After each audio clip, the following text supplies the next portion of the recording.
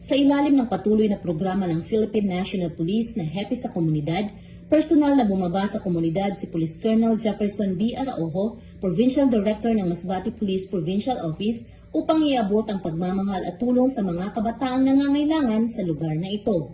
Dala ang mga school supplies, mga lapis, papel at iba pang kagamitan sa pag-aaral, pati na rin ang mga tsinelas para sa mga batang kababayang kanilang binisita. Bawat piraso ng tulong ay simbolo ng pag-asa at pangarap, sapagkat naniniwala ang ating mga pulis na ang edukasyon ang pinakamatalas na sandata laban sa kahirapan.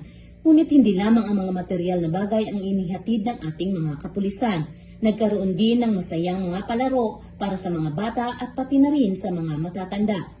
Isang sandali ng katuwaan at ligaya na nagpapalapit ng puso ng mga pulis at ng komunidad. Ang tawanan at sigawan ng mga bata sa bawat laro ay nagpapatunay na ang presensya ng mga pulis ay hindi dapat katakutan kundi yakapin. Upang higit na mapasaya ang okasyon sa bawat subo at ngiti, nararamdaman ang tunay na pagmamalasakit ng ating mga tagapagtanggol ng kapayapaan. Ang ganitong uri ng aktibidad ay patunay na ang ating mga pulis sa Masbate ay hindi lamang nagtatrabaho sa loob ng istasyon. Sila ay lumalabas, nakikinig at nagmamalasakit sa bawat sulok ng probinsya.